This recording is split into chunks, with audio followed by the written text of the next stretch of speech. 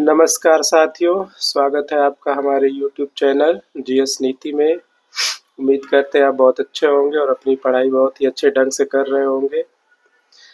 दोस्तों, हमारी तबीयत थोड़ी ख़राब है, इसलिए आवाज़ बहुत अच्छी नहीं आ रही होगी, आप लोग मैनेज कर लीजिएगा। आज हम पढ़ने वाले हैं वैदिक काल, और वैदिक काल में सबसे पहले हम देखेंगे ऋग्वैदिक एज को, ऋग्वैदिक काल को। लेकिन उससे भी पहले हम ये देखेंगे कि जब हमने हड़प्पा सभ्यता आपको पढ़ाया था, तो हड़प्पा सभ्यता के पतन के बाद भारतीय उपमहाद्वीप की स्थिति कैसी थी। यानी हड़प्पा सभ्यता तो आप समझ चुके थे, लेकिन जब हड़प्पा सभ्यता का पतन हुआ तो उस समय भारत का परिदृश्य कैसा था, भारत में वो क्या परिवर्तन हुए हड़प्पा सभ्यता के पतन के बाद, जो आगे हमें वैदिक काल में या ऋग्वैदिक काल में देखने को मिलते हैं।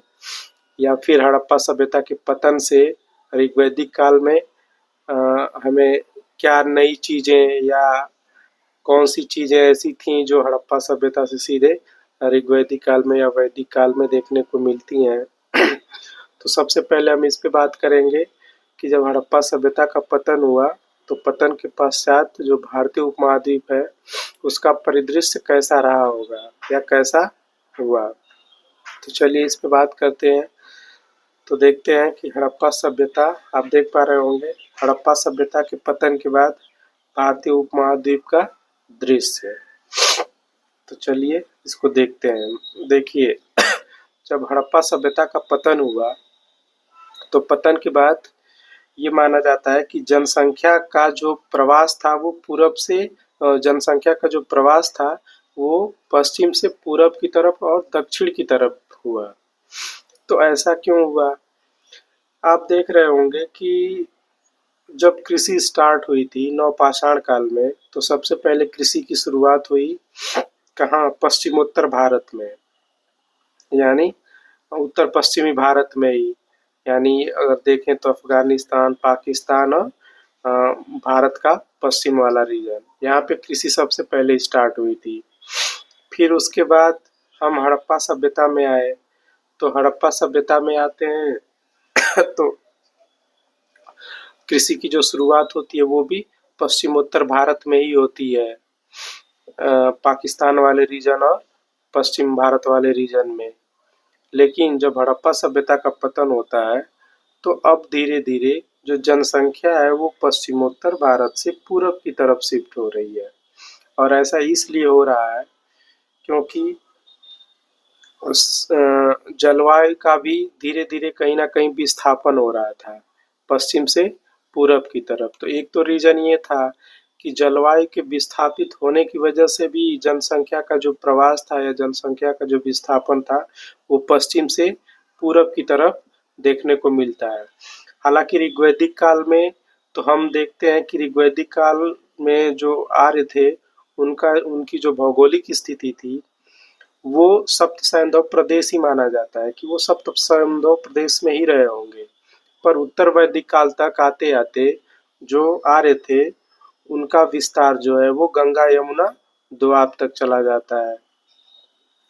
तो ऐसा क्यों हुआ? ऐसा इसीलिए होता है कि धीरे धीरे जनसंख्या जो है वो पश्चिम से पूरब की तरफ बढ़ रही है। तो इसका रीजन हमने आपको पहले ही बताया कि जलवायु भी कहीं ना कहीं विस्थापित हो रही होगी पश्चिम से पूरब की तरफ। एक रीजन ये हो गया कि जलवायु विस्थापित होने की वजह से धीरे धीरे कृषि की जो अनुकूल स्थिति थी वो जलवायु के साथ ही आगे बढ़ रही थी, तो कृषि करना उधर आसान था, इसलिए जो जनसंख्या का प्रवास था वो पश्चिम से पूरब की तरफ हो रहा था। दूसरा रीजन ये भी बताया जाता है, आर एस शर्मा में ही आपको थोड़ा सा देखने को मिलेगा, उसमें बताया गया है कि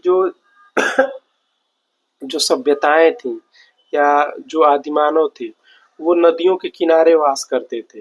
नदियों के किनारे जो जंगल हुआ करते थे उनको थोड़ा बहुत पेड़ों को काट कर या उनके साथ ही वो लोग क्या करते थे, निवास करते थे। और नदियों का ज़्यादातर जो प्रवाह होता है वो पश्चिम से पूरब की तरफ होता है। तो जैसे जैसे नदियाँ पश्चिम से पूरब की तरफ बढ़ रही थी वैसे वैसे जो आदिमानव है या मानव है वो भी पश्चिम से पूरब की तरफ बढ़ रहा था। वर्षा की मात्रा भी पश्चिम से पूरब की तरफ बढ़ रही थी। तो इस तरह से कहा जा सकता है कि इन सब के कारण जो जनसंख्या का प्रवास था वो पश्चिम से पूरब की तरफ हो रहा था। अब इसका परिणाम क्या हुआ कि जब जनसंख्या का प्रवास पश्चिम से पूरब की तरफ होने लगा तो इसका परिणाम ये हुआ कि सिंध और चोलिस्तान क्षेत्र में, आप देख पा रहे होंगे, सिंध और चोलिस्तान जो कि पाकिस्तान में है क्षेत्र में बस्तियों की संख्या पहले जो थी वो 174 थी और बाद में ये घटकर 50 हो जाती है। वहीं गंगा यमुना दोआब में बस्तियों की संख्या पहले जो थी वो 31 थी और बाद में ये बढ़कर 130 हो गई। तो इस बस्तियों की संख्या से भी आप अंदाजा लगा सकते हैं कि जो जनसंख्या प्रवास था वो पश्चिम से पूरब की तरफ हो रहा था। तो ये चीज आपको समझ में आ गई होगी। यानी हड़प्पा सभ्यता के पतन के बाद भारतीय उपमहाद्वीप में जो जनसंख्या का प्रवास था वो पश्चिम से पूरब की तरफ हो रहा था, ये पहली चीज। दूसरा क्या हुआ कि जब जनसंख्या जो है वो पश्चिम से पूरब की तरफ जाएगी तो अपने साथ जो भी उनके पूर्व ज्ञान रहे होंगे, जो भी उनकी तकनीकी रही होगी, जो भी उनके सामाजिक विचार या धार्मिक विचार रहे होंगे, उनको भी तो वो साथ में लेके जाएगी। तो इसी क्रम में जनसंख्या के प्रवास ने, यानी पश्चिम से पूरब में जब जनसंख्या बढ़ रही थी तो वो अपने तांबे के ज्ञान को भी साथ में लेके गई। यानी जो तांबा पहले पश्चिम में तांबे का ज्ञान जो सबसे पहले पश्चिमोत्तर भारत में हुआ था, अब वो धीरे धीरे पूरब की तरफ बढ़ रहा था।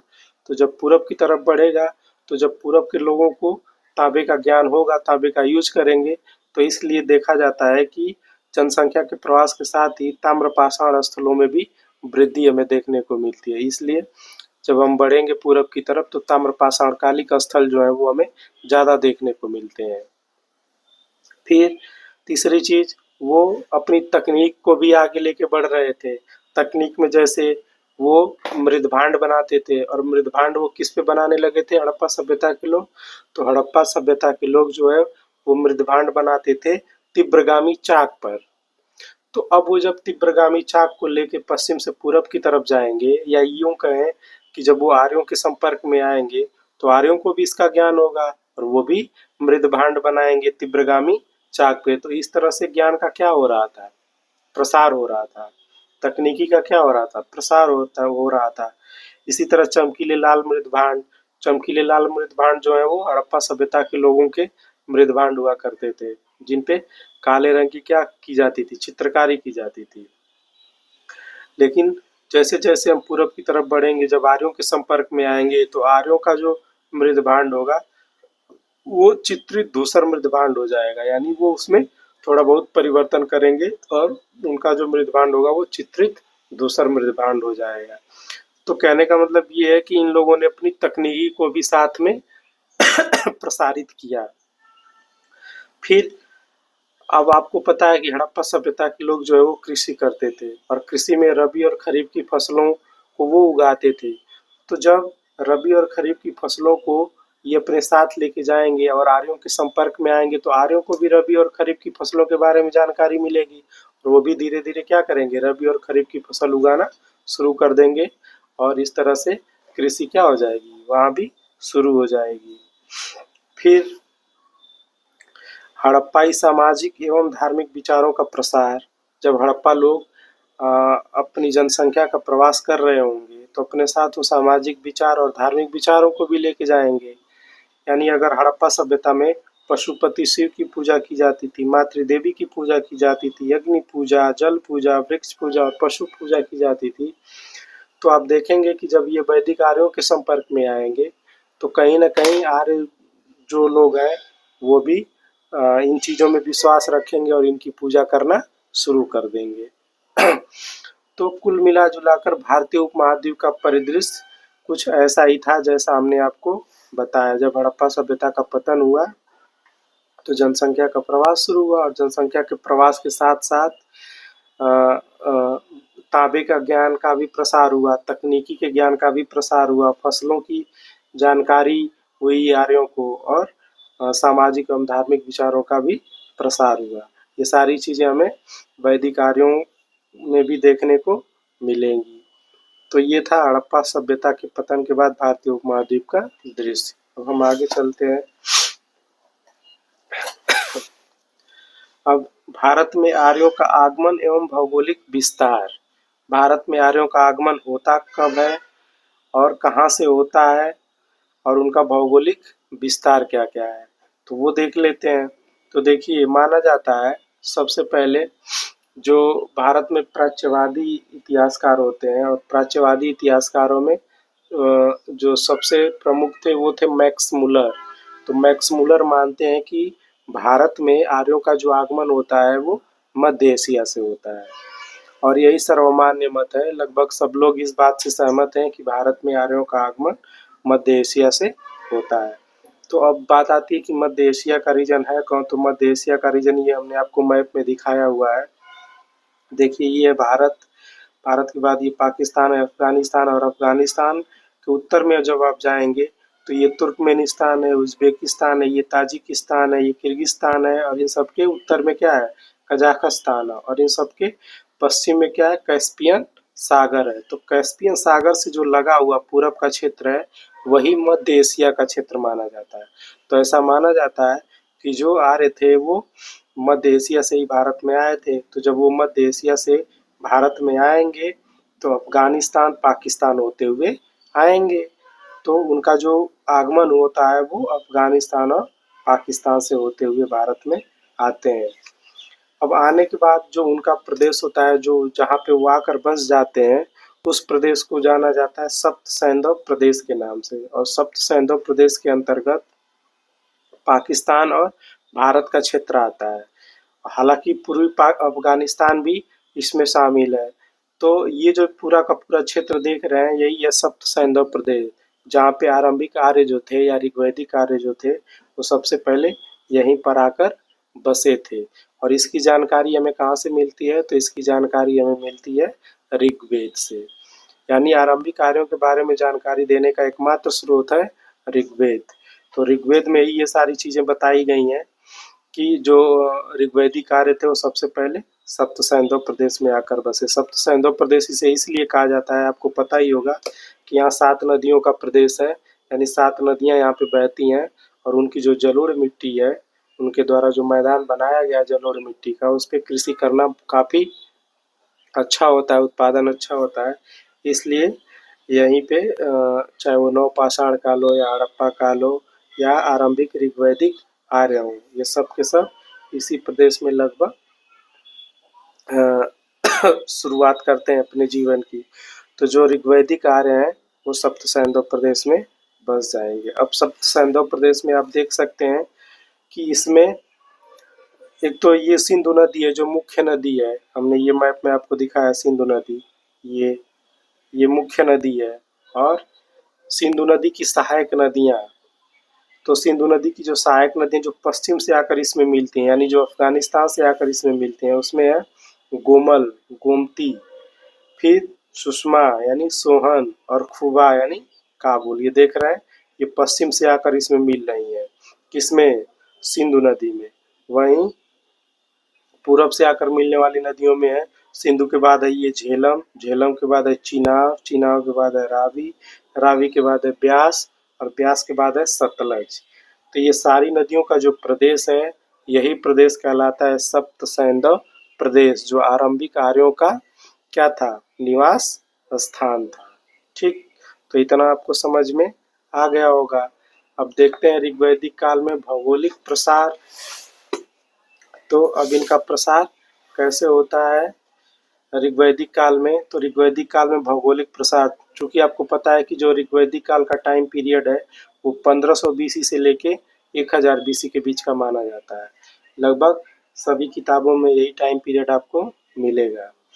तो अब इनका भौगोलिक प्रसार कैसे हुआ और कहाँ कहाँ हुआ, तो ये देख लेते हैं।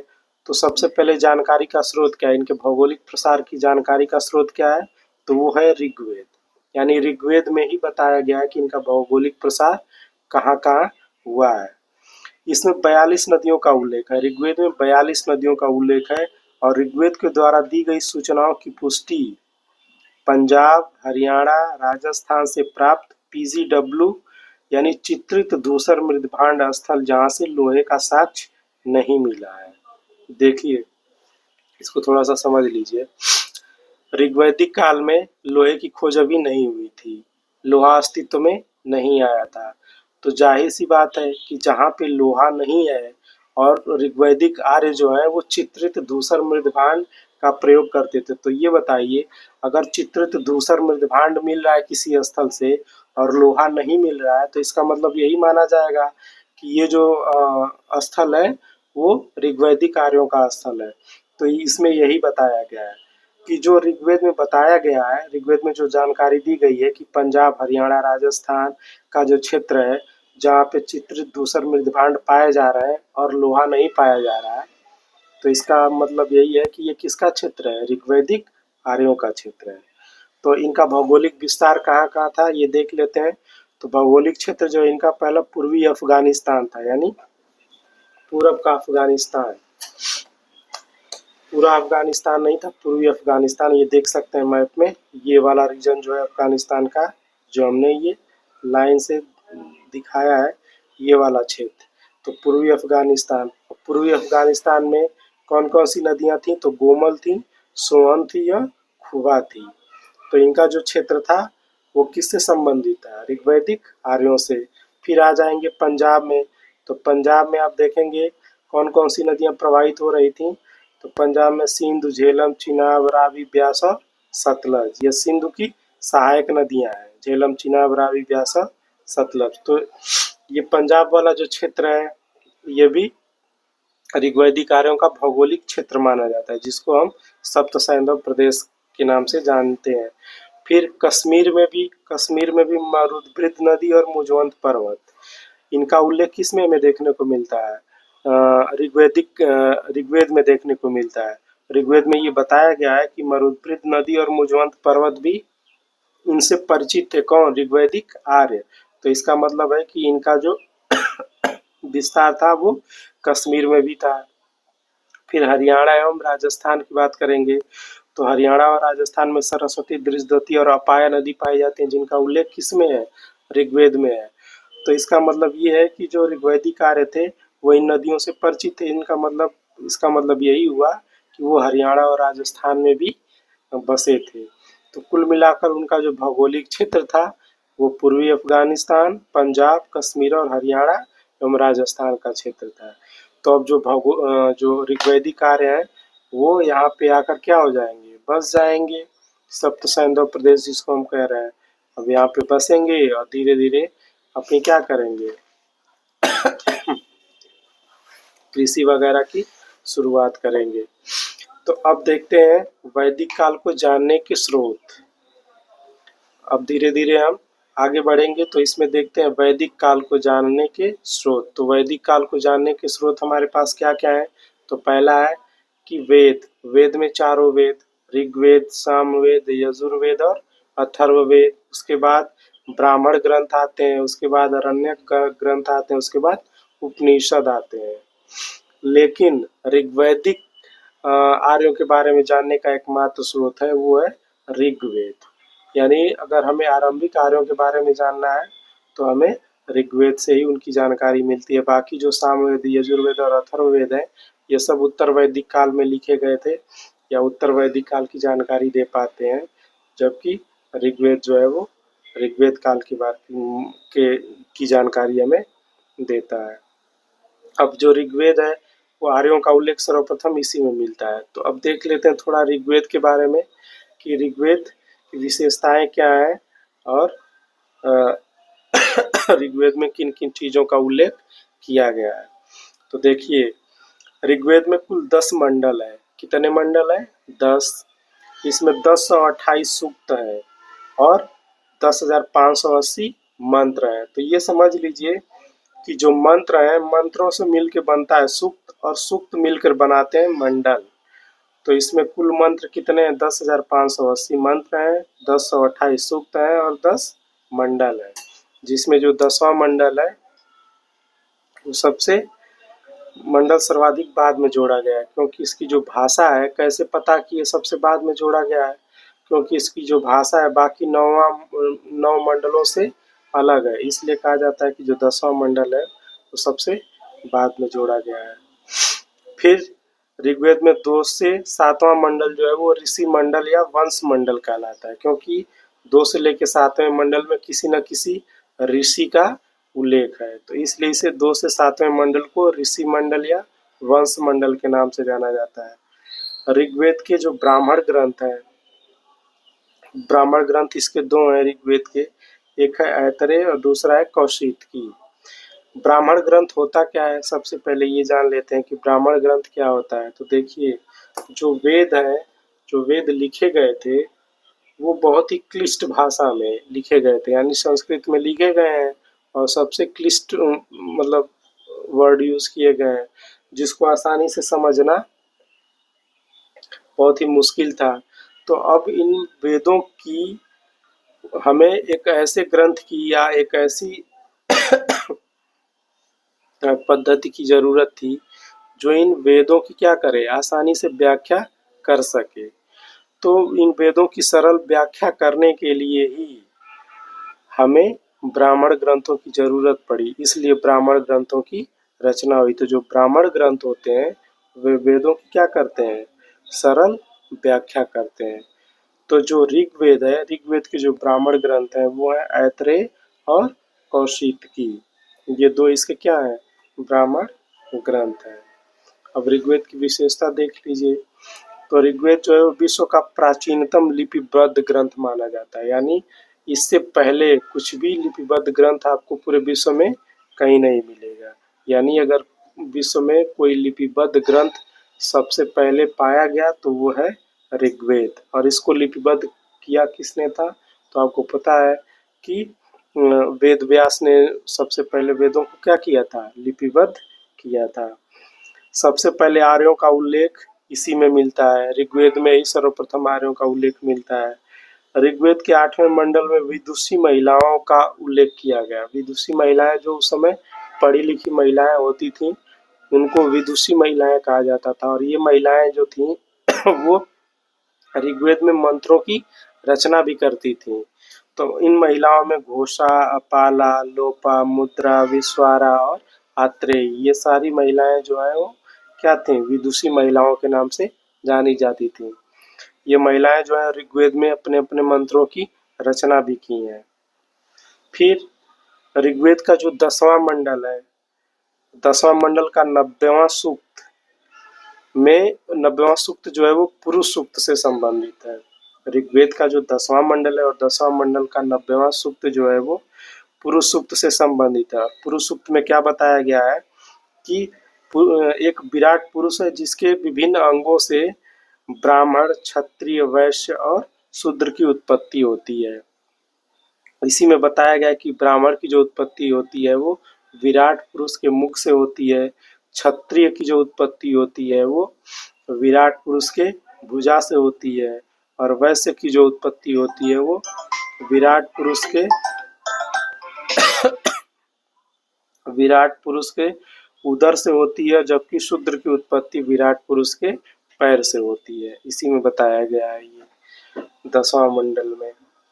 फिर उसके बाद आ जाएंगे ऋग्वेद का जो सूर्या सूक्त है, सूर्या सूक्त से ही सर्वप्रथम प्राचीनतम विवाह पद्धति की जानकारी हमें मिलती है। किससे, सूर्या सूक्त से। तो सूर्या सूक्त में ही प्राचीनतम विवाह पद्धति की जानकारी दी गई है। उसके बाद 10वां मंडल सर्वाधिक बाद में जोड़ा गया, ये तो आपको हमने बता ही दिया। तो ये तो थी वैदिक काल की आरंभिक जानकारी, जिसमें हमने आपको भौगोलिक विस्तार बताया, भारत में आर्यों का आगमन, और फिर हड़प्पा सभ्यता के पतन के बाद भारतीय उपमहाद्वीप का परिदृश्य। इतना हम लोगों ने देख लिया। अब इसके आगे हम कल देखेंगे। साथियों, हमारी तबीयत सही नहीं है, इसलिए हम बहुत ज़्यादा अभी नहीं टाइम दे पा रहे हैं। और आप लोग पढ़ते रहिए। बाकी यदि आप हमारे चैनल पे नए हैं तो हमारे चैनल को सब्सक्राइब ज़रूर करें, और अगर आपको ये क्लास पसंद आई हो तो हमें कमेंट में ज़रूर बताएं। नमस्कार साथियों।